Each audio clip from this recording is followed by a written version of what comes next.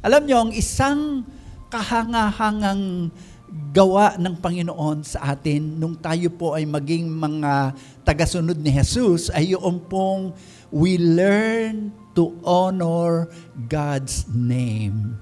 Mahalaga po na maunawaan natin, makilala natin kung sino ang ating Diyos na pinaglilingkuran. Ang dahilan po kung bakit mahalaga na atin pong makilala, malaman ang pangalan ng Panginoon ay sapagkat ito po ay isang paraan kung paano magiging very effectively na atin pong masasamba ang Diyos.